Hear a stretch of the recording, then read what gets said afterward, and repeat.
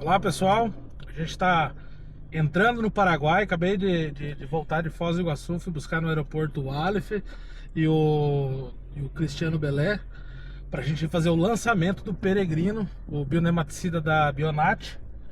E a gente vai seguir o caminho até Catueté. Enquanto isso a gente vai conversando e trazendo informação. Vamos debater um pouquinho sobre as informações que a gente tem sobre nematóide, sobre bionematicida e o que surgir no meio da conversa, o que ramificar, vai junto também.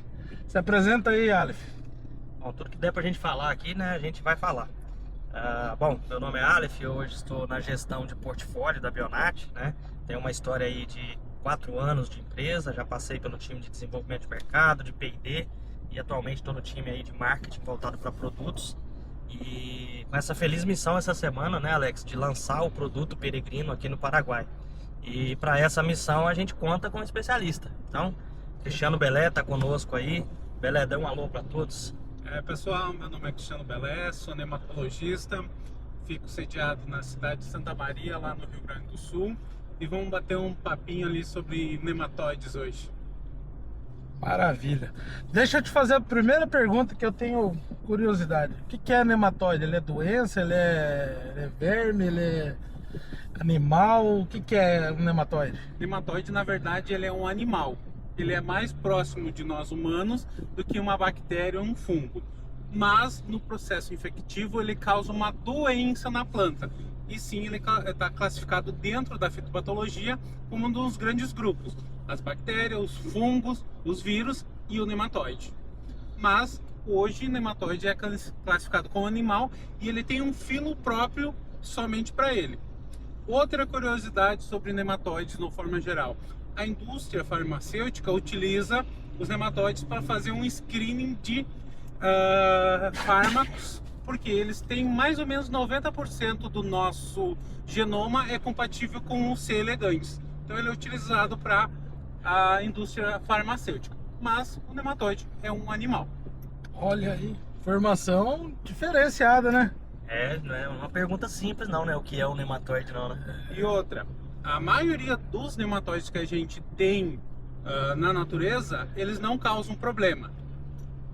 Deles, 50% mais ou menos são marítimos. Daí tem os nematóides que a gente chama de nematóides de vida livre, que estão no solo, são benéficos. Tem os nematóides que são parasitas de animais. E uma pequena percentagem, o que causa problemas nas plantas, que são ali de 5 a 10%, são os nematóides fitoparasita, aqueles que se alimentam das plantas e causam problemas na agricultura. São um pequeno grupo só. Isso é legal a gente tratar, Belé, porque muitas vezes a gente faz perguntas generalistas, né? Isso. E outro dia eu brinquei no meu post aí nas redes sociais, assim, ó, você conhece algum agricultor que não tem nematóides em suas áreas, né?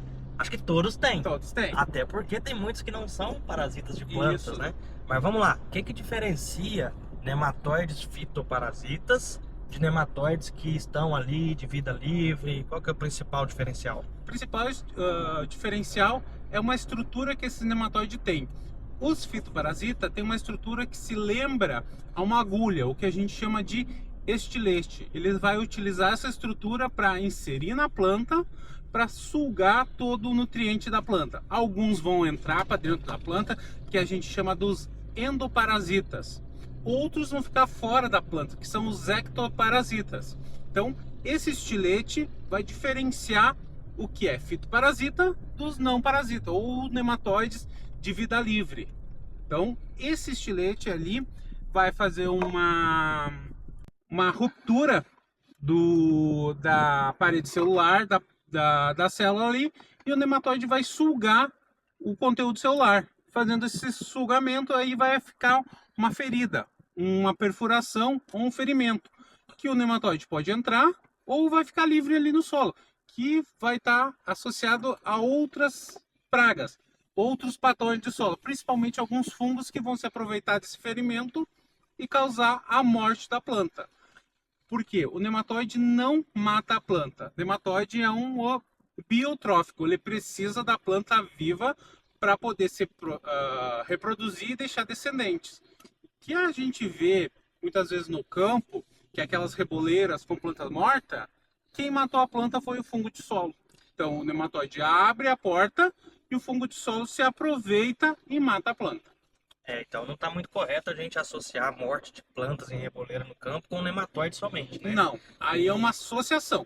Nematóide mais problemas de fungo de solo, principalmente Fusarium, Rhizoctonia, Fomops, Diaporte, todo o complexo de homicetos vão matar essa planta. O nematóide não mata a planta, porque se ele matar a planta, ele mata a sua fonte de alimento e ele acaba não tendo alimento e vai não deixar descendentes férteis. Ele precisa deixar descendentes férteis para o futuro. Pensando nisso daí, a gente pode então associar a sintomas nutricionais a nematóides? Tem alguns sintomas, tipo de fitotoxicidade, sintomas de deficiência de potássio, nitrogênio, a gente pode se confundir. São sintomas muito próximos. Por quê? Vai dar um desbalanço, principalmente de água e nutriente, e aí a planta acaba queimando os bordos. Qual é a dica para o pessoal para diferenciar isso? Arrancar a planta e observar se toma sistema radicular. Se o sistema radicular estiver comprometido, ou com galha, ou com cisto, ou com necroses, pode se levar que é um problema com nematóide.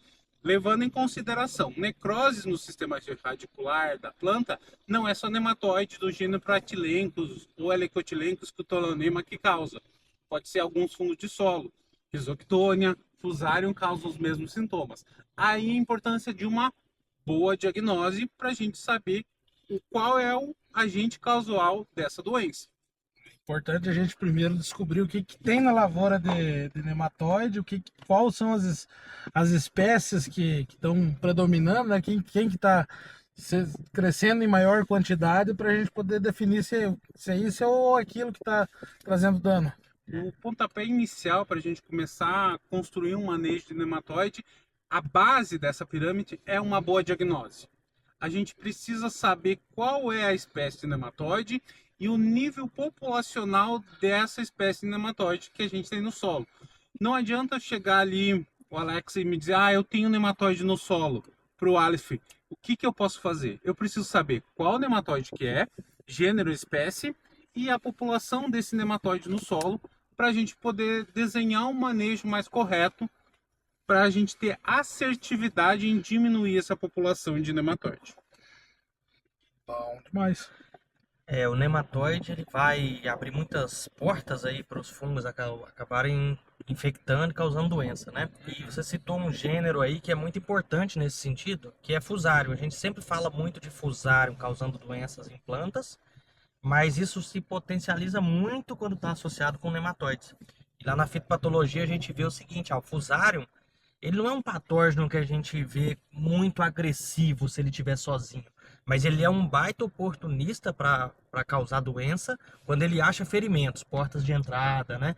E o nematóide acaba trabalhando muito bem aí. Então essa casadinha de nematóide, fusário, outros fungos de solo é importante.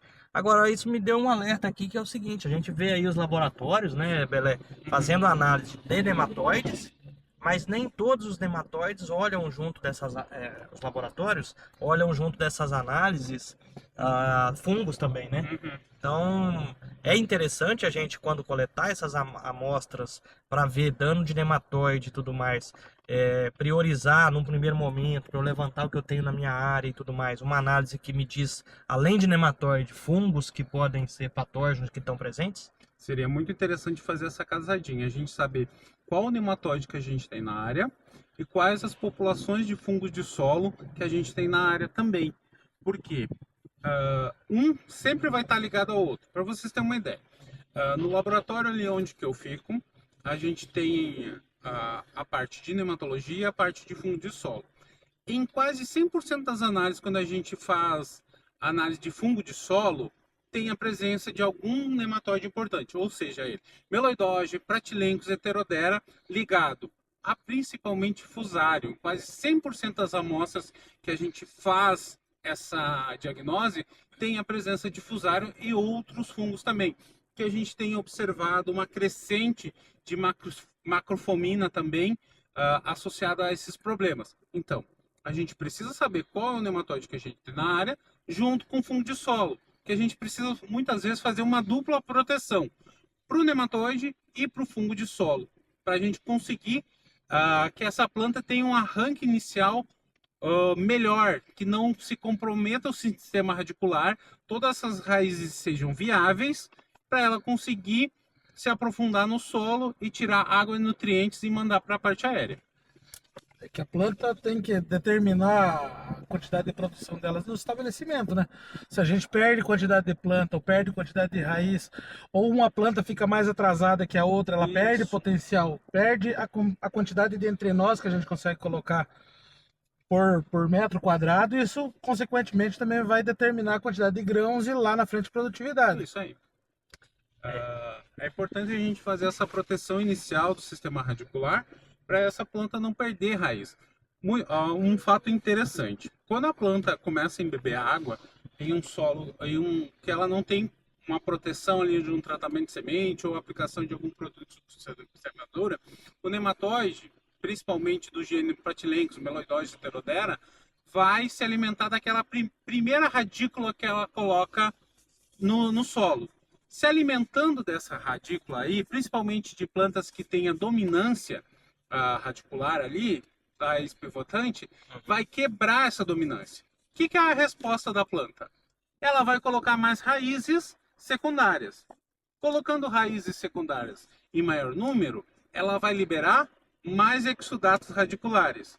Liberando mais exudatos radiculares, os nematóides que estão na forma em dormência ou em ovos mais longe vão conseguir detectar e vão migrar. E aí essa planta aí vai servir como um nicho de desenvolvimento nematóide. Então a gente precisa fazer essa proteção inicial da semente. Isso é muito importante, tudo que você falou agora, de como a planta ela acaba atraindo esses nematóides, né? Então, proteger raiz, principalmente ponta de raiz, que é onde exuda mais carbono orgânico no solo, é uma forma de fazer manejo de nematóide, fazer controle de nematóide, porque você evita a chegada do nematóide na raiz. E é exatamente isso que produtos à base de bacilos acabam fazendo, né? Quando os bacilos colonizam a ponta de raiz e se alimentam dos resultados orgânicos, que são aqueles sinais que atraem os nematóides até a raiz, ele bloqueia toda a comunicação e esse nematóide acaba não encontrando a raiz. Então aquele J2 que eclodiu, né, lá do ovo, ele não vai chegar até uma raiz, ele morre de fome no meio do caminho. Isso aí. É isso aí. Isso aí. A gente brinca que vai ter o que a gente chama de biofilme, uma barreira ali de bactérias, que essa barreira vai impedir que o nematóide reconheça um gradiente de exudato, um gradiente de carbono, açúcar. O nematóide não reconhecendo esse gradiente, ele não encontra raiz. E ele tem uma capacidade lipídica muito restrita, então ele vai eclodir. Se ele não encontrar a raiz, em poucos dias acaba morrendo de fome. Então, os produtos à base de bacilos vão confundir o nematóide. Então, causa uma confusão, principalmente isso. Eles também vão ter uma ação muitas vezes direta sobre o nematóide. Sim, vão liberar produtos análogos a nematicidas, como a abamectina, carbofuran, que vai confundir o nematóide, ou vai matar pelo simples contato, ou vai fazer algumas cepas de bacilos têm a capacidade de fazer pequenos poros no nematóide e acaba liberando o conteúdo celular do nematóide para fora. Outras cepas também têm uma capacidade de colonizar ovos, que são estruturas imóveis do nematóide. Ela vai estar lá no solo parada. Então elas vão se desenvolver ao redor do ovo e vão impedir com que esse ovo ecloda. Vai matar o nematóide que está dentro do ovo e acaba não completando o ciclo. Isso é legal, porque tem muitos micro-organismos, né, que são capazes de produzir quitinases, algumas outras proteases, né, que acabam tendo um efeito direto nematicida. Mas quando a gente olha para o mercado de bionematicidas como um todo, e aí a gente vê que predomina os bacilos, a base de todo esse manejo é uma bactéria que coloniza muito bem o sistema radicular e forma biofilme, né? Depois do biofilme, tudo isso que você falou acaba acontecendo. Isso. A indução de resistência, a promoção de crescimento e até o efeito direto sobre os nematóides pela produção de alguns metabólitos ou proteases, né? Agora, o que a gente percebe dentre esse mundo de bacilos no controle de nematóides, e falando agora de uma boa colonização de sistema radicular e formação de biofilme, é um aparecimento cada vez mais frequente da espécie Bacillus velezensis, né? Então a gente sabe que quando a gente olha para o grupo Bacillus, nós temos muito comumente falado Bacillus subtilis, Bacillus amyloliquefaciens, né?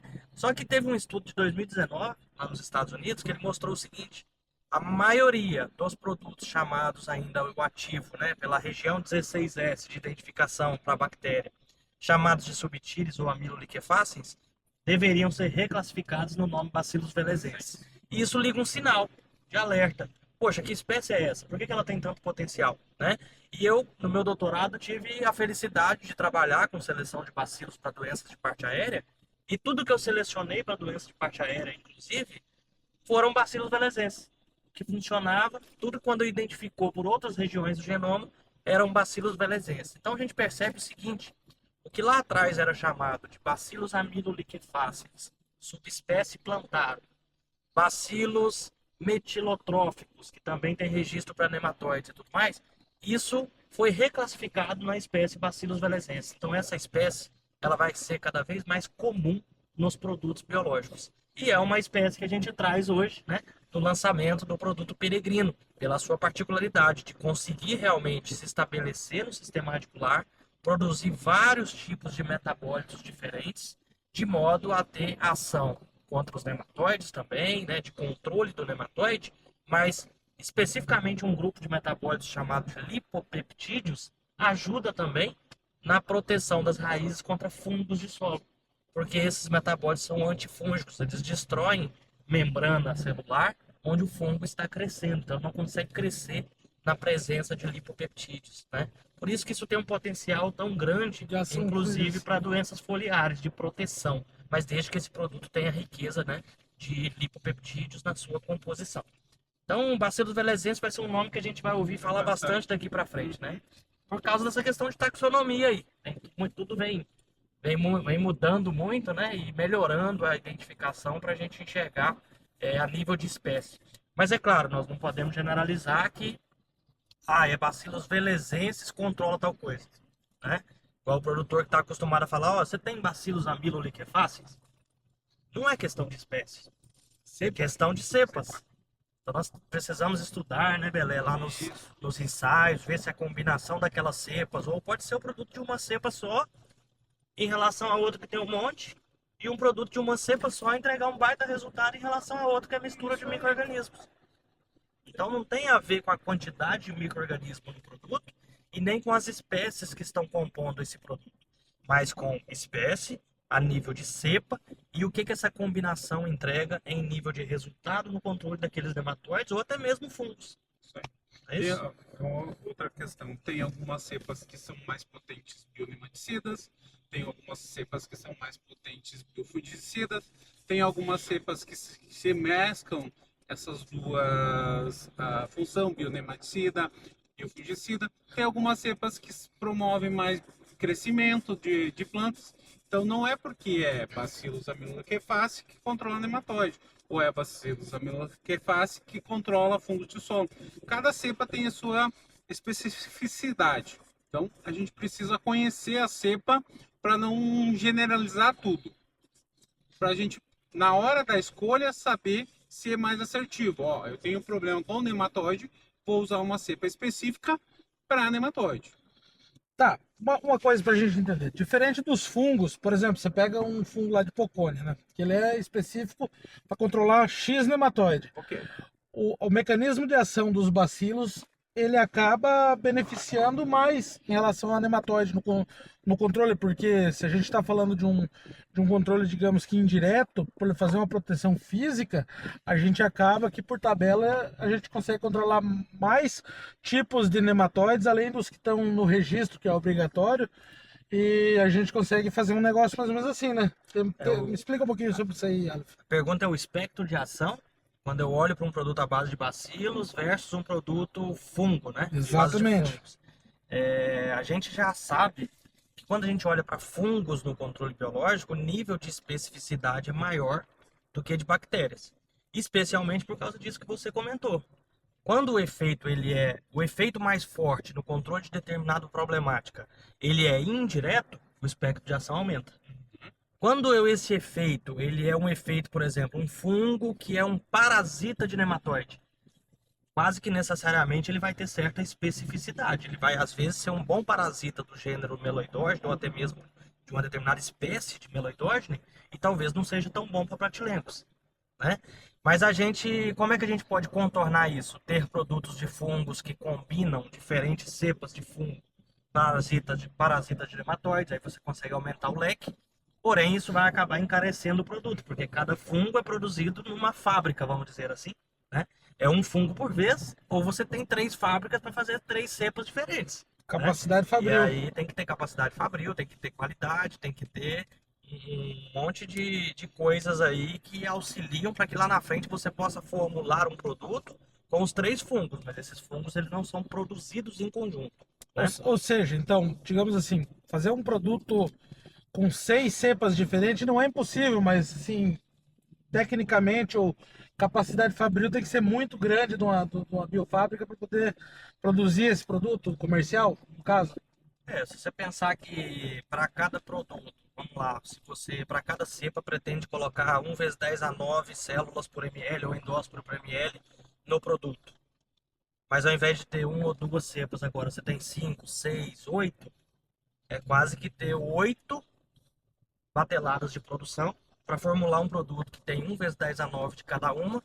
E aí a pergunta é, quanto vai custar esse produto? Ele tem viabilidade econômica? É só lembrar que a produção deles não é tudo junto. Exatamente. Cada deles tem que ser produzido separado. Depois, na formulação lá, eles são engarrafados com uma percentagem de cada desses Exatamente. produtos. Então, isso requer uma capacidade fabril muito grande. Isso aí. Tá, mas tipo assim, é interessante esse ponto de vista, mas ainda tem outra coisa. Até quanto que cabe 1 litro desse tipo de produto? Não tem uma capacidade, tipo, uma saturação? Até não chega um certo No ponto tem uma final das saturação. contas, esse tipo de produto, na realidade, ele faz o quê? Ele acaba diluindo alguns.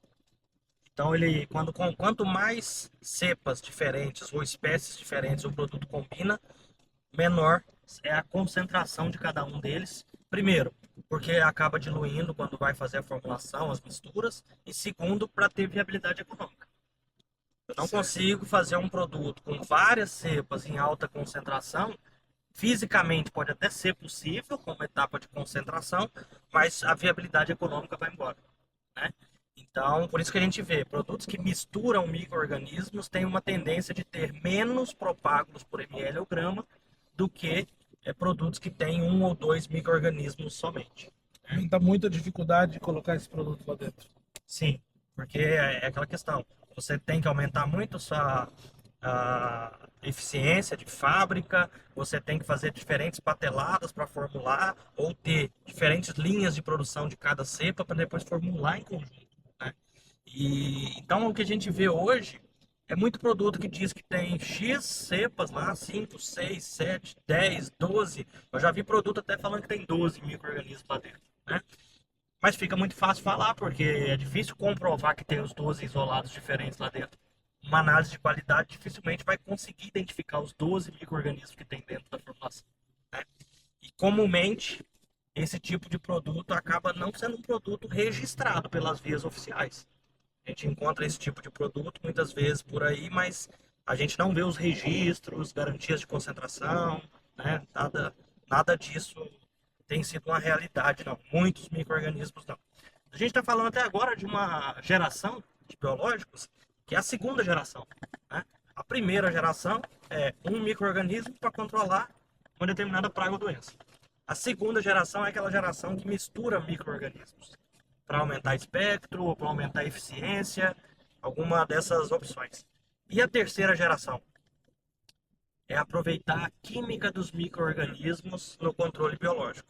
É o que nós vamos chamar daqui a pouco de controle bioquímico, que não necessariamente terá que ter o micro-organismo vivo no produto. Mas só Provavelmente nós poderemos o ter subproduto dele. isso, Metabólico. os metabólitos ou algum produto. Vou ligar a luz aqui, porque à medida que a gente tá andando, tá escurecendo agora. Ah, beleza. Aí, ó, pra gente Papo aparecer. bom, o dia vai embora e a gente não vê. Deixa eu fazer outra pergunta que eu tava com vontade de perguntar. Sobre o fator de multiplicação. Quanto que isso impacta dentro falar assim, vai trazer problema? Qual nematóide tem um fator maior que o outro? Se muda alguma coisa? Se são todos iguais? O que você pode falar sobre isso aí pra gente? Isso aí é muito complexo. A gente poderia falar horas sobre isso. Isso vai depender da espécie de nematóide e da espécie de planta. E dentro da espécie de planta, vamos pegar a soja aqui. Dependendo da cultivar, a gente vai ter fatores de reprodução diferentes. Isso é influenciado diretamente pela cultivar. Tem cultivar que o fator de reprodução ou fator de multiplicação é mais baixo, tem cultivar que é mais alto. Isso aí é influenciado principalmente para cultivar. Tem plantas que às vezes não mostram sintomas do nematóide, caso principalmente gramíneas, milho. Às vezes multiplica mais do que a soja e não mostra sintoma. Para vocês terem uma ideia, nematóide das galhas, aí pode ser meloidose, javanica ou meloidose incógnita. Na soja, em uma cultivar A, tem um fator de reprodução de 10 ali. O que é o fator de reprodução? É a capacidade que o nematóide tem de se reproduzir num espaço de tempo. Quando tu pega esse mesmo nematóide, num híbrido de milho, às vezes a reprodução deles é 100 vezes mais. E a planta não demonstra sintoma. Por quê? A planta tem a capacidade de suplantar os mecanismos do nematóide e acaba se envolvendo melhor. Só qual é o problema disso? Você tirar o milho e vir com uma soja em cima de novo. A população vai ter crescido exponencialmente. E aí, em vez de diminuir, a gente aumentou. Então tem que cuidar isso muito. Plantas de cobertura também. Tem muitas vezes que eu chamo de mito. Todas as plantas de cobertura reduzem as populações de nematóides. Isso não é verdade. Vai depender da planta de cobertura. Tem cultivares de aveia, tem cultivares de braquiária, são cultivares de crotalária. Crotalárias que são as queridinhas do pessoal. Não é todas que diminuem a população de nematóide. É uma espécie específica. Crotalária spectabilis. Tu pega a Crotalária juncia, ela multiplica a galha, ela multiplica cisto. Tu pega a Crotalária ocroleuca, multiplica cisto, nematóide do cisto. Então tudo vai depender da espécie de planta. Por isso que a gente precisa conhecer cada espécie e a cultivar que a gente vai colocar na área, para não aumentar tanto essa população. É que normalmente a gente não tem uma espécie só de nematóide. Vamos supor que a gente tem lá meloidógene, mais pratilencos. Aí você coloca lá uma braquiária, que ela não multiplica meloidógene, mas ela multiplica pratilencos. Isso. Só que, assim, o caso das braquiárias é muito interessante, porque o benefício que ela dá no sistema é maior que a multiplicação do nematóide. Qual é a jogada? A gente proteger essas sementes de braquiária, essas aí, fazer um tratamento biológico com essas sementes. Aí a gente tem a casadinha. O benefício que a braquiária dá e não multiplica a população de nematóides das lesões, no caso pratilencos. Então a gente precisa pensar no sistema como um todo. Numa área nunca vai ter uma espécie sozinha, a gente vai ter mistura, como tu falou, galha, cisto, lesões, nematóides emergentes, helicotilencos, cutelonema, todos esses nematóides vão estar aí. Só que a gente precisa conhecer qual é a população que está mais alta para ir lidando com essa população e não favorecer as demais. Isso aí. Tem um problema com o meloidose. Vou botar uma braquiária, mas eu tenho o pratilencos ali. Então vou proteger essas plantas de braquiária para não aumentar essa população de pratilencos. Por quê? Porque eu falo assim, às vezes a gente cobre a cabeça e descobre os pés. Ou descobre os pés e descobre a cabeça.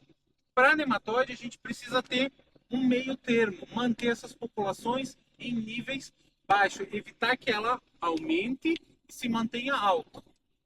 Então, a gente precisa no manejo de convivência.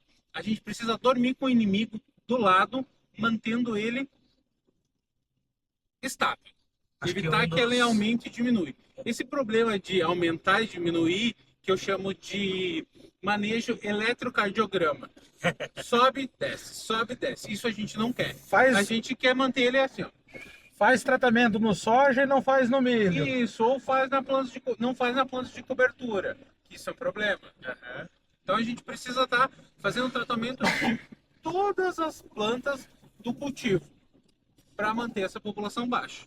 Vamos mais além aí então, Belé. A gente fala de manejo e a especificidade, né, de cada prática que a gente tem para nematóides. A gente pode começar, claro, né? Vamos começar aqui falando do manejo genético, a escolha do material, mas lembrando que antes disso tem toda essa questão que você acabou de pontuar da cultura de entre safra, de cobertura, que a gente também tem que fazer o manejo ali.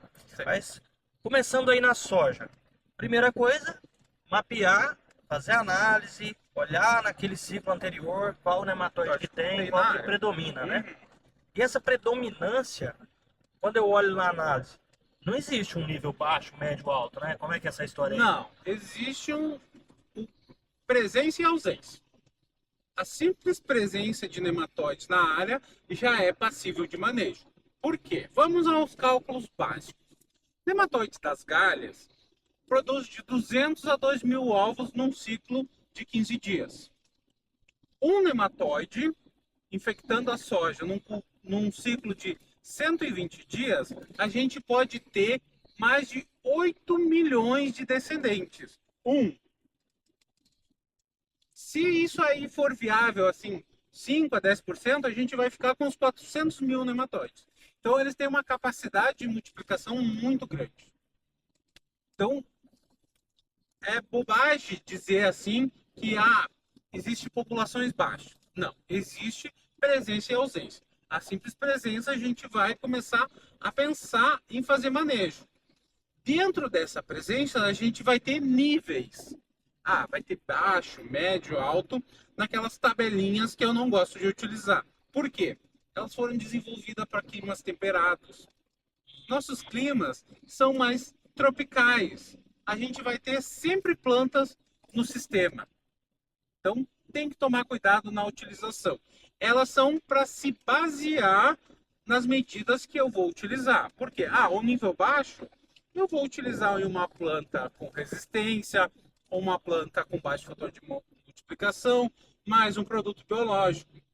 Com um nível mais alto, a gente vai ter que ser medidas mais agressivas. Fazer a utilização de um químico, uma rotação de plantas com não hospedeira, mais um biológico, mais uma planta com resistência.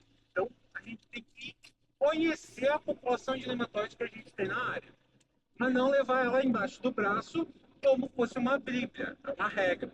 Não é regra. A gente tem que conhecer a nossa população. Não adianta fazer o que o vizinho faz, muitas vezes. Cada manejo é personalizado para cada produtor, para cada tipo de solo diferente, para cada tecnologia, a cada tipo de aplicação. Às vezes eu vou conseguir colocar o meu produto somente no TS, às vezes eu vou colocar no TS suco de semeadura. Então, tem que levar em consideração isso também. É que se analisar assim, ó, o maior limitante de fazer o produtor na entre safra utilizar nematóide, às vezes nematicida, desculpa, não é nem a questão custo do nematicida, mas é o operacional. O operacional que dificulta tudo. O espaço de plantio, a janela de plantio é muito curta, ele já compra a semente tratada, não pode estar fazendo revestimento de tratamento por cima. Muitas empresas falam assim, eu vendo já com o meu tratamento e não pode, perde a garantia da semente se não tratar por cima. Então isso acaba atrapalhando bastante também. Aí a gente tira do tratamento de semente e coloca a aplicação via suco de semeadura. Mas aí é limitado, né? Tem muitos produtores que não têm a aplicação via jato dirigido, às vezes não quer investir. Aí a gente vai para uma segunda etapa daquela linha de manejo, né? Porque a gente olhou agora para qual nematóide tem na área, direcionando uma escolha de material genético a ser plantado, de acordo com o material, o seu fator de reprodução, para aquele nematóide que predomina, né? Então nós queremos já dar uma amenizada aí na escolha do material genético a ser plantado. E a segunda coisa que se faz, e não é uma opção, acho que é via de regra para o produtor que não quer errar, usar biológico no manejo de nematóide já no plantio. Por quê? Já falamos de especificidade, né? Então quando ele usa o biológico, ele tem que conhecer lá da análise se é o heteródera da raça. Não, não, não, não, não. Não tem mais especificidade. Não tem especificidade, vamos dizer, até de maneira redundante. Não tem alvo nem enquanto espécie, são algumas, né? Isso. Quem dirá raças. Isso. Então o biológico vai auxiliar muito. E é por isso que a gente tem que conscientizar e falar muito desse tema para o produtor, porque ele vai ter que achar daqui a pouco um operacional para ele colocar isso em linha. Nós ainda vemos produtores que faz o manejo e colocam um produto biológico na soja e não coloca no milho, e o milho multiplica muito esses nematóides. Às vezes o cara faz na soja, faz no milho também, mas ele não cuida de uma boa escolha do material de cobertura, então multiplica de novo. E como o Cristiano falou, estamos num país de clima temperado. Esses nematóides vão se multiplicar o ano inteiro. Então você fez um bom manejo lá nas suas safras principais, mas na planta de cobertura subiu toda a população de novo, né? Agora, é interessante você falar essa questão das tabelinhas, que é para clima temperado e tudo mais. Qual que é a particularidade, né? No clima temperado você quase que zera os nematóides lá na época do inverno, né? Sobra o quê? Os nematóides cisto. Isso, ou nematóides que estão em dormência, critobiose, a questão resistência ao frio. Então tem que tomar cuidado. E elas são um parâmetro para a gente se guiar, não levar ao pé da letra. Perfeitamente. Porque a gente tem diferentes climas aqui, mais temperados, mais subtropicais, mais tropicais, todo tipo de clima. Também outra questão, o tipo de solo influencia muito. Solos mais arenosos favorecem uma maior multiplicação, solos argilosos favorecem uma menor multiplicação. Tudo por questão de porosidade, questão de água. Mas não quer dizer que solos argilosos a gente não tem problema. A gente tem os mesmos problemas, só que a população vai ser um pouquinho maior. Por quê? Teoricamente, solos mais argilosos são solos mais férteis, têm uma capacidade de retenção de água maior e maior matéria orgânica. Isso vai servir também para o quê? Um alimento para esses nossos micro-organismos se desenvolver. Muitas vezes, em solos argilosos, esses micro-organismos têm uma melhor performance quando a gente compara com solos arenosos, porque são solos com teor de nutrientes são mais favoráveis para o desenvolvimento desses micro-organismos. Cristiano, interessantemente, nós temos observado o seguinte: às vezes a gente está olhando aí para os trabalhos de pesquisa e tudo mais, e aquelas plantas que se desenvolveram mais e que têm mais raízes e produziram mais, Tem mais nematóide. tem mais nematóide. Por quê? E aí, se o cara olhar só para o número de nematóide, fala, poxa, mas esse programa seu aqui biológico, ele aumenta o nematóide. Porque a gente não pode assim observar e olhar em número de nematóides total. Por quê? Essa planta vai ter uma maior superfície de contato, um maior sistema radicular, mais comida para nematóide. Então, quando a gente fala em número de nematóides total, muitas vezes a planta tratada tem mais nematóide que a planta não tratada. Por quê? A planta não tratada vai ter um menor sistema radicular, raízes mais definhadas, o nematóide que estava na raiz vai fazer para o lado, vai sair. Qual é a dica? A gente comparar nematóide por grama de raiz. Então a gente vai diluir essa população de nematóide em um peso de raiz maior. Então a gente vai ter nematóide por grama de raiz, que é o mais indicado do que nematóide por peso total. Essa compensação. É uma forma de você corrigir, é você trazer por grama de raiz, né? Agora, é fácil enxergar essas diferenças de manejo de número de nematóide por grama de raiz amostrado em campo? É muito difícil, porque depende de várias questões operacional. Porque tu vai ter que coletar uma planta lá. A planta tem um sistema radicular muito robusto. Se tu for lá coletar com pressa, ou ir lá arrancar essa planta, muita parte das raízes vai ficar no solo. Tu tem que ir lá e coletar com a maior quantidade de raiz possível para você conseguir ver isso. No campo, às vezes é muito subjetivo. Um solo mais úmido, mais fácil de arrancar planta. Um solo mais arenoso também é mais fácil. Pega solos mais argilosos e solos mais secos, falando assim, brincando, fica metade das raízes no solo. Mas ainda que tenhamos todo o cuidado de amostrar e tudo mais, a campo, você fazer lado a lado, você fazer ensaios e tudo mais, e confiar nesse tipo de dado para olhar o manejo de populações de nematóides, devido à variabilidade que tem esses dados, fica bem difícil às vezes da gente compreender com base no número de nematóides por grama o que que realmente aconteceu de desenvolvimento e produtividade daquela planta, né? Eu brinco que às vezes os ensaios de campo a gente precisa conhecer muito bem o teu campo.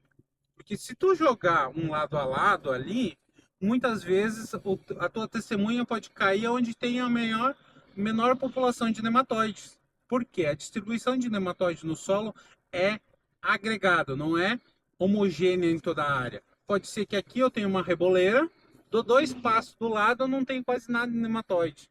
Então tem que conhecer muito bem a área para jogar um ensaio em cima ou fazer um lado a lado, porque pode estar superestimando ou subestimando essa população de nematóide. Então é muito complicado. Como que a gente contorna isso? Leva os ensaios para casa de vegetação em ambiente controlado para ver a performance dos produtos. Aí que vamos passar num controle policial.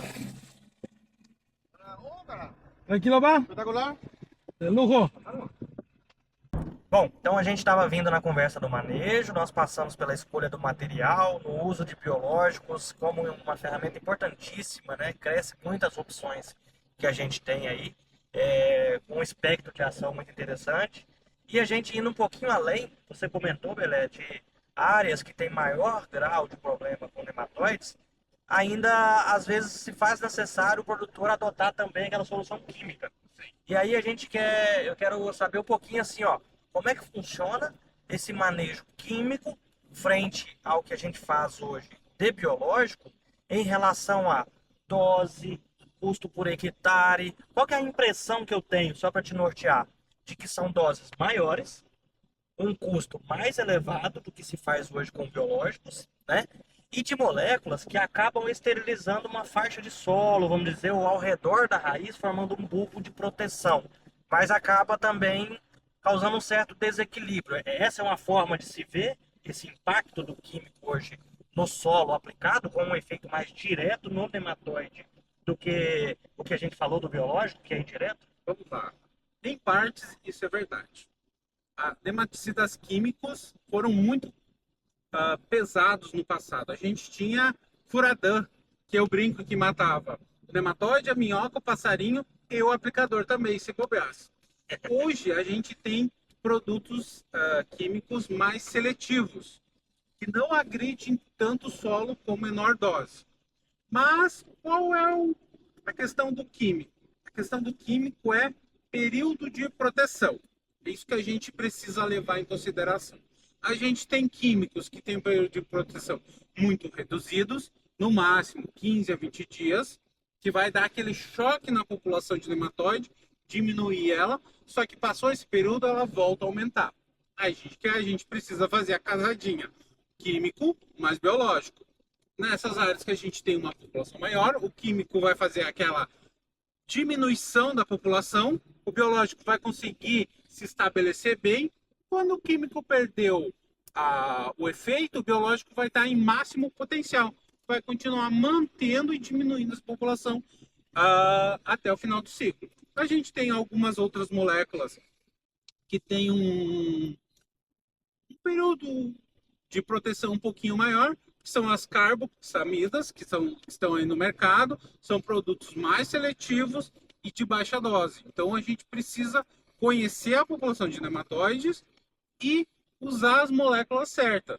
Vou utilizar químico quando tiver população baixa? Não vou precisar. Só um biológico serve. Quando a gente tiver uma perda muito grande de produtividade com populações mais altas, eu faço uso de armas químicas para beneficiar o nosso biológico. Porque nem todo biológico vai ter eficácia de controle muito alta. Ela vai girar ali dos 50% a 60%. Então, numa população de 10 mil nematóides, ainda sobra 4 mil nematóides num produto de eficácia de 60%. 4 mil nematóides é uma população muito alta. Então, eu vou juntar um produto químico que tem uma eficácia também boa, diminui essa população, o biológico consegue se desenvolver e vai manter e vai baixar mais essa população. Então a gente precisa utilizar essas ferramentas com sabedoria em conjunto. Nunca utilizar como, eu brinco, como bala de prata. Eu vou ter uma solução somente. Para nematóide, não existe bala de prata, não existe produto milagroso. A gente precisa unir ferramentas para conviver e produzir lá satisfatoriamente. Eu brinco que vai pagar a conta é os sacos por hectare que esses produtos vão deixar o produtor ali. Ele se pagar e deixa uma gordurinha a mais. Então, tudo isso tem que ser levado em conta, botar na ponta do lápis. Quando usar e quando não usar. Aí, qual é a importância de uma boa diagnose? A gente volta lá no começo. A gente falou em diagnose. E tudo isso sempre vai ter levado em função da diagnose, da espécie, do nível populacional, para a gente poder fazer essas jogadas. Vou usar sempre o químico? Não, talvez não. Em algumas áreas, vou usar por 2, 3 anos, diminuiu a população, não preciso mais. Só que a gente precisa monitorar, sempre estar acompanhando. Porque o que acontece? Às vezes o produtor utiliza todas essas ferramentas que a gente tem, diminui essa população de nematóide e depois não usa mais. E aí essa população de nematóide volta. Daí, o investimento que tu vai ter que utilizar é maior. Então a gente precisa conhecer o nosso solo, conhecer nossas populações para poder aplicar certo. É que uma vez que o nematóide já está ali, ele só precisa da oportunidade da gente falhar um pouquinho no manejo. Sim. Para ele voltar a se restabelecer com tudo no talhão. A gente sempre precisa conviver com ele. Porque o que eu brinco, o que eu costumo falar pro pessoal, a gente não consegue erradicar nematóide. Uma vez ele ali no solo, ele só tende a aumentar. Se a gente quiser erradicar, a gente tem que tirar ali uns 50 centímetros de solo de toda a área. Isso aí é impossível. E ainda vai sobrar alguns porque eles podem ficar em perfil. Não é fácil, temos Não que é conviver fácil. com eles. E, bom, andando um pouquinho mais nessa engrenagem do manejo aí, né? A gente olhou agora para o químico suportando também o biológico para a gente tentar aumentar, inclusive, essa janela de proteção, esse tempo de proteção aí contra o nematóide, né? E você falou algo que me lembrou muito como que a gente olha para fungicidas no tratamento de semente e o uso de biológicos também ali no tratamento de semente, no suco de plantio, né?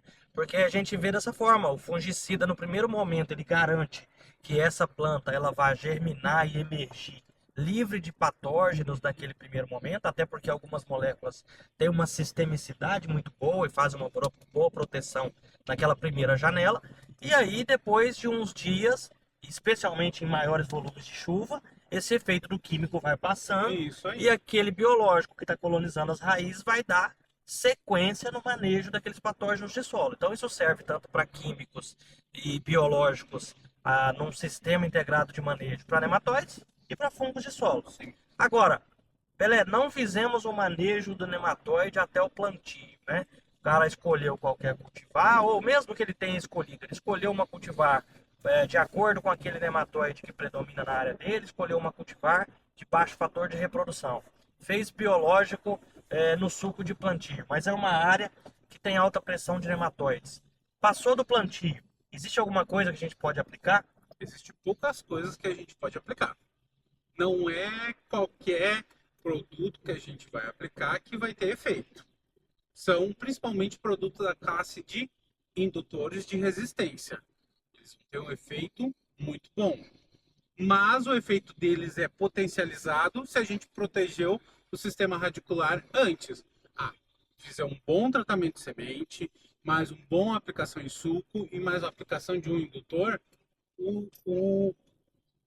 a eficácia de controle, o maior controle de nematóides é potencializado.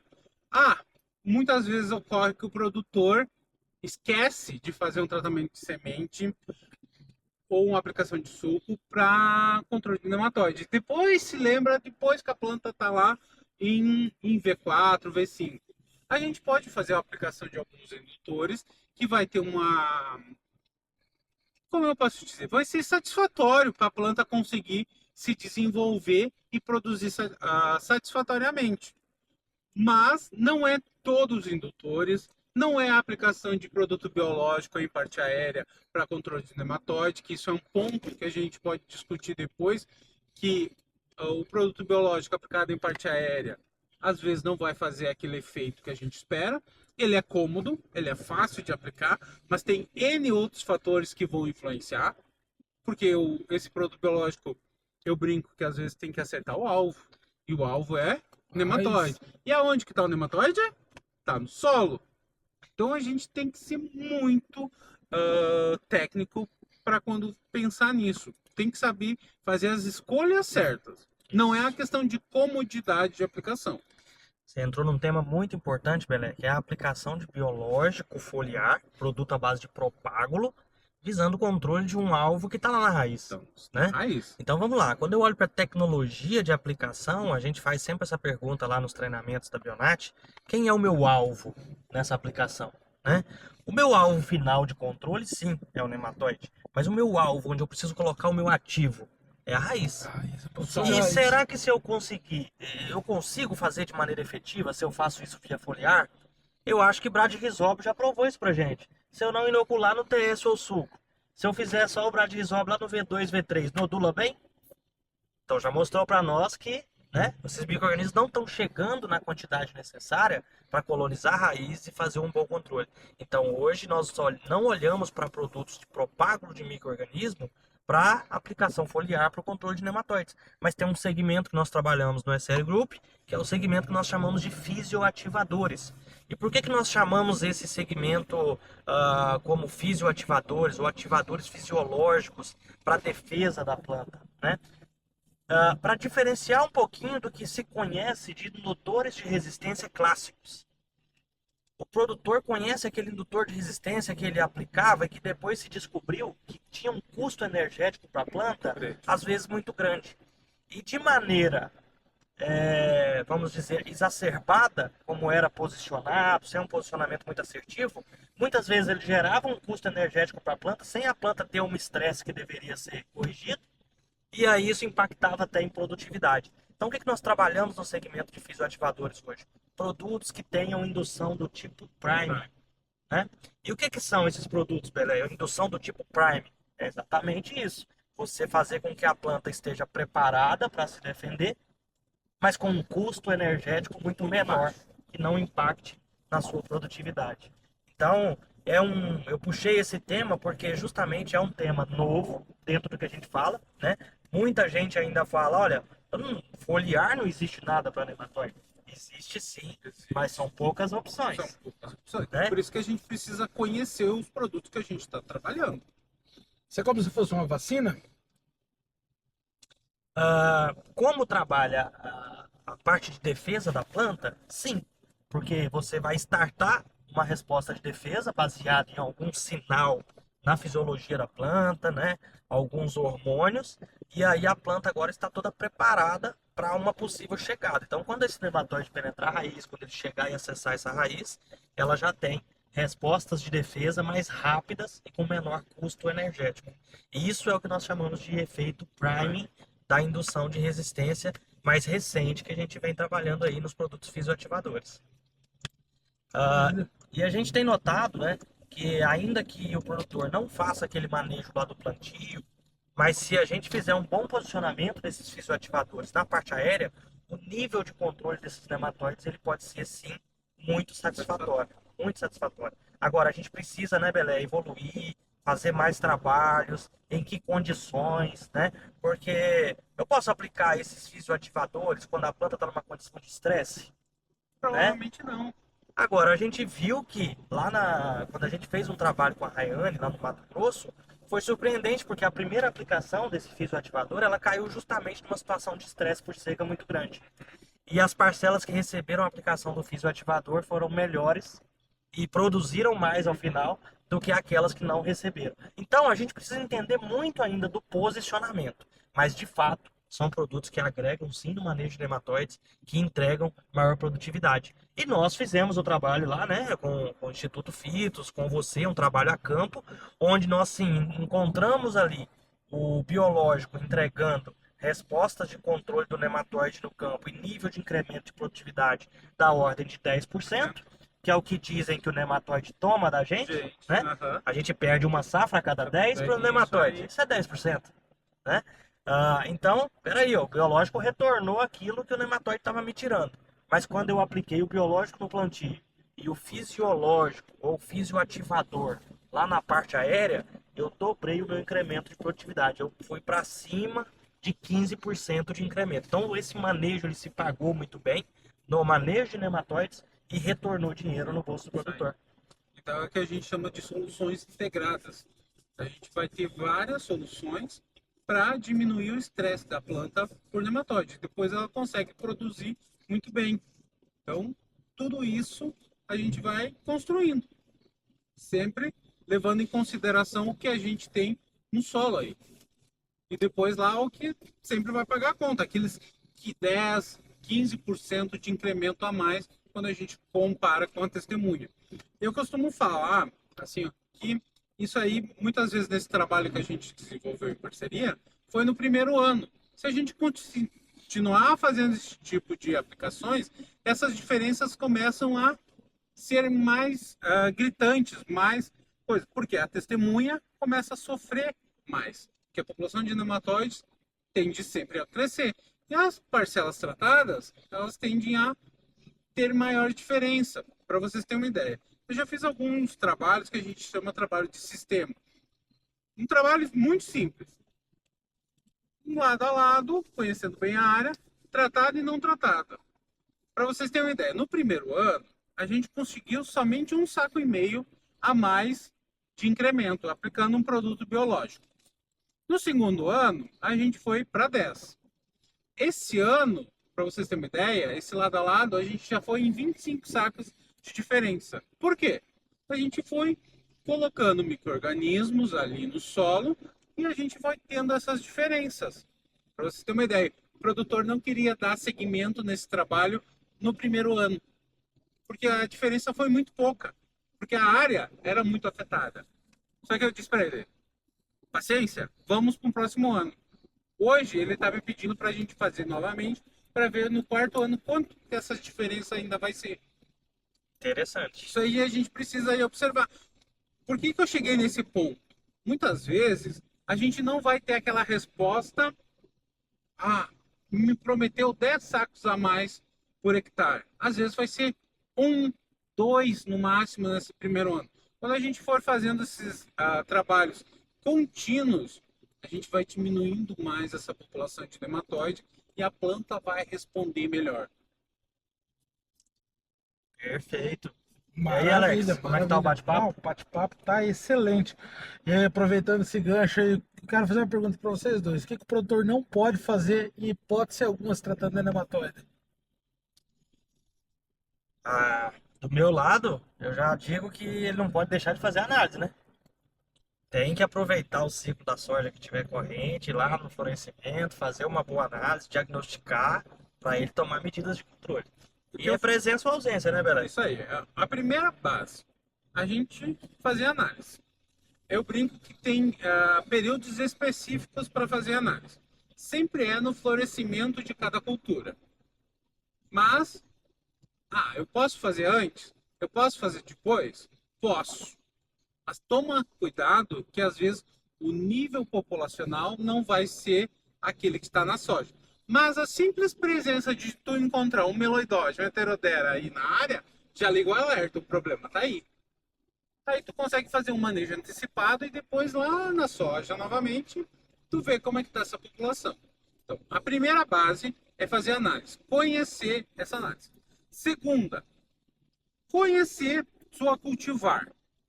Depois, ver os produtos que tu vai utilizar e utilizar no ciclo das várias culturas. Não adianta fazer só na sua cultura principal. Aí a gente vai ter manejo eletrocardiograma. Diminui e aumenta, diminui e aumenta. Então a gente precisa manter um manejo constante dessas áreas. Porque o nematóide vai estar aí, a gente não consegue erradicar, a gente precisa conviver. Cada deslize que a gente der, essa população volta a aumentar. Para vocês terem uma ideia, tudo que o nematóide se reproduz numa safra, a gente leva de 4 a 5 anos para diminuir ele novamente. Então a gente não pode perder a mão. Essas áreas que a gente conhece que tem o problema aumentou, a gente precisa estar acompanhando constantemente para ele não voltar a aumentar. Ou seja, uma safrinha que a gente deixar de fazer o manejo, a gente perde toda a evolução que teve A gente em 4 anos. Quase todo o nosso trabalho foi botado em vão. Aí é trabalho, é custo. Sempre.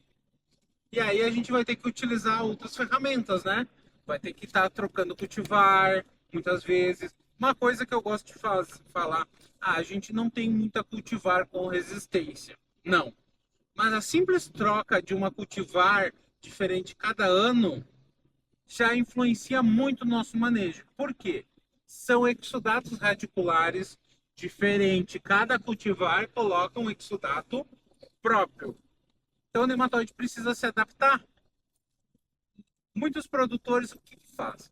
Gosta de uma cultivar X, utiliza essa cultivar X por muitos anos. O que ele faz? Ele seleciona variantes dessa população que a gente chama de populações mais agressiva. E essa população se torna extremamente destrutiva na cultura. Então, cada ano nessas áreas que a gente tem problema de nematóide, faz uma rotação de cultivar. A gente foge de cultivares de ciclo precoce, pega cultivar de ciclo médio a longo, porque são cultivares que colocam mais raízes. A gente precisa ter raiz para essa planta poder se desenvolver satisfatoriamente. As cultivares de ciclo precoce, ela passa de vegetativo a reprodutivo muito rápido e ela bota menos raiz. Então, cada raiz que é colocada ou o nematóide faz o parasitismo, é a raiz perdida. Impacta A muito planta mais. não compensa. Já de cultivares de ciclo médio a longo, a planta consegue compensar, colocar mais raízes e burlar o nematóide. Então, Sim. isso são dicas para quando a gente não conhece resistência. A gente sabe que tem algumas cultivares com resistência, mas não são todas. Então, a gente procura materiais com sistema radicular mais agressivo, que vai passar também aquele zona onde que a gente tem mais nematóide, que varia ali de uns 5 centímetros até uns 25. Quando passar dessa zona, a raiz vai crescer mais livremente. Por que eu falo 5 centímetros? Esses primeiros 5 centímetros, às vezes tem uma flutuação de temperatura e umidade muito grande, que a gente quase não tem nematóide de fitoparasita. A gente tem nematóide de vida livre. Então, passou desse período, a gente tem a zona favorável para o desenvolvimento de nematóide. Quer dizer que abaixo de 25 a gente não vai ter nematóide? Não, a gente tem nematóide até ter perfil de solo. Só que a população de nematóide é menor. Daí, então, a raiz passando desse espaço, ela vai conseguir se desenvolver melhor. E aí vai conseguir aportar o que a planta precisa, água e nutriente para a parte aérea. Interessante isso aí. Olha, não faz muito tempo que o assunto é brabo do tal do nematóide, né? Há alguns anos atrás ninguém falava muito. E você falando agora sobre as cultivares, eu conheço gente que usa a mesma cultivar há quase 10 anos. Eu também. E isso então pode ser um fator que ajudou a ter essa explosão aí de nematóide. Hoje a gente está falando mais sobre isso. Porque antes não se falava tanto, hoje se fala tanto disso. Outra questão, a gente está dando comida o ano todo para esse nematóide. Por quê? A gente tem uma soja suscetível, vai para uma cultura do milho suscetível, vai para uma planta de cobertura também suscetível. Então a gente sempre tem o que a gente chama de, para percevejos, ponte verde. Para nematóide também a gente vai ter ponte verde. Vai ter alimento o ano todo. E aí ele vai se desenvolver o ano todo. A gente precisa quebrar esse ciclo com plantas diferentes ou com níveis de tolerância ou níveis de resistência diferente para ele não se desenvolver ou selecionar variantes dessas populações. Para você ter uma ideia, tem regiões ali onde eu trabalho, tem algumas populações que multiplicam mais de 300 vezes na soja. Porque são muitos anos soja em cima de soja, soja em cima de soja. Então, tu vai selecionando populações mais agressivas. Já teve a experiência, Belé, de pegar uma população como essa, com um fator de reprodução desse alto, né, num material que tem sendo plantado há muito tempo, e aí você entra com um biológico, a queda é drástica de... A queda é drástica. As respostas são excelentes. Que legal. Então, assim, ó. Porque é a prova de fogo mesmo, né, pro Tu biológico, bota né? prova de fogo. Qualquer produto, né, uma situação dessas vai performar e performar muito bem. Só que a gente não pode botar todas as nossas o que eu posso dizer, esperanças que isso vai solucionar o problema só utilizando o biológico. Sim. Ou só utilizando o químico. Ou só utilizando cultivares. Por quê? Para nematóide do cisto, vamos abrir um parênteses. É o nematóide que tem mais cultivares com resistência em várias partes do mundo. Mas esse nematóide tem raças. Isso. A gente não tem aquela cultivar que tem resistência para todas as raças. Para vocês terem uma ideia, no mundo tem 16 raças prováveis, aqui na América do Sul tem 11 raças conhecidas. As cultivares que têm maior quantidade de genes de resistência são as 5 raças, se eu não me engano. Se eu tiver errado, mas não deve fugir disso. Certo. E aí, no solo, a gente tem um pool de raças de nematóide. Sempre tem aquela guarda-chuva que está em predominância. Perfeito. E tem as outras que estão embaixo.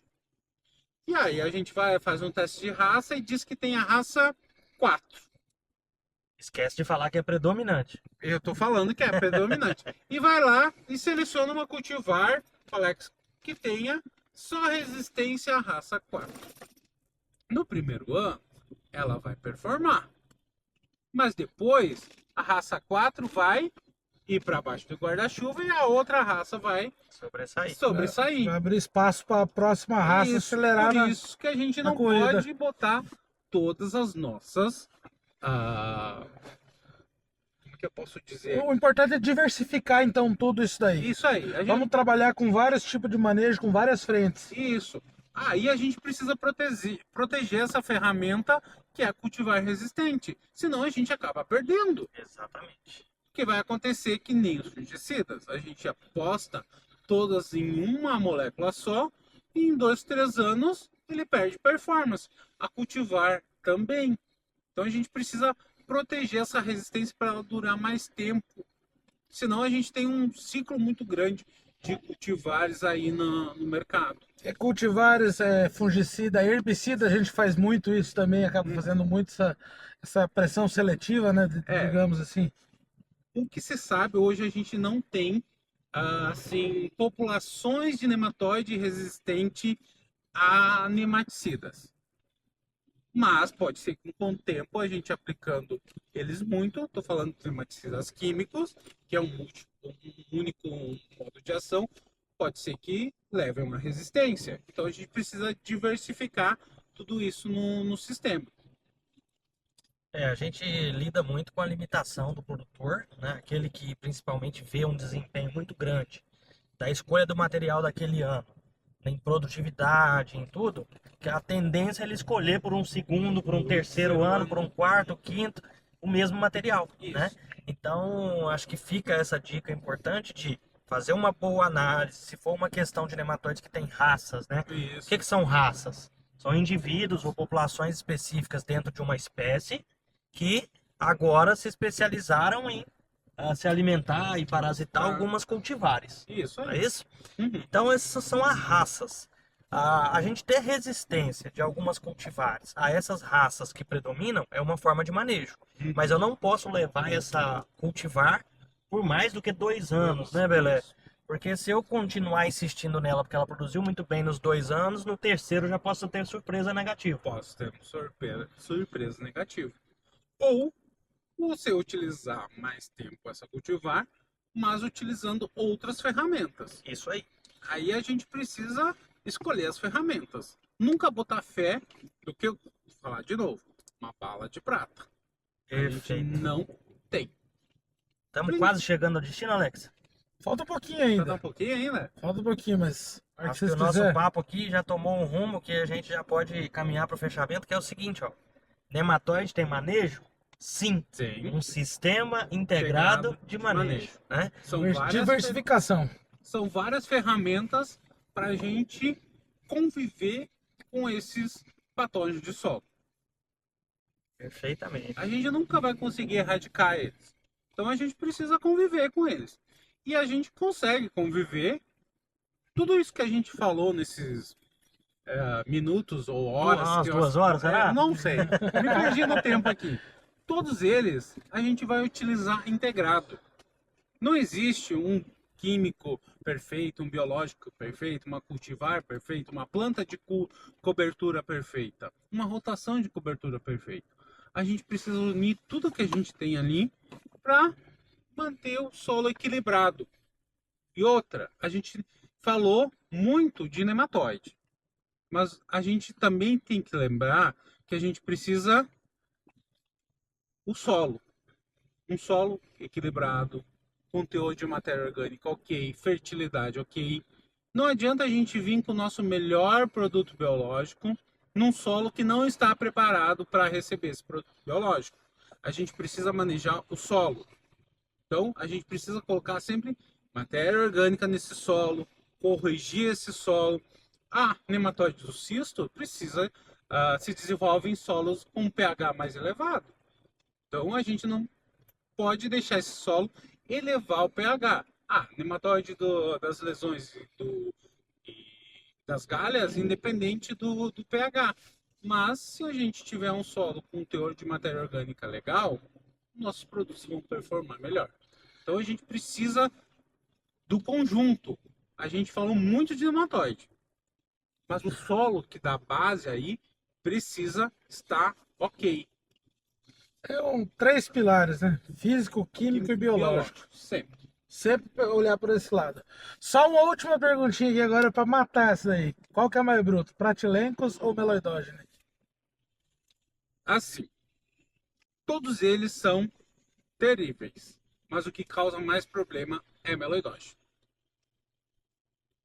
E desses 2 aí, tem um que é pior. Heterodera glycinis. É pior que os 2 juntos. Que é o nematóide do cisto da soja. Esse nematóide não tem muitos inimigos naturais, porque ele não é nativo da América do Sul. Ele foi introduzido. E aí ele tem estrutura de resistência. A incubação dele é muito boa, né? Se Isso. protege muito bem. E outra, ele pode ficar até 20 anos no solo ali, quietinho, esperando a cultura da soja.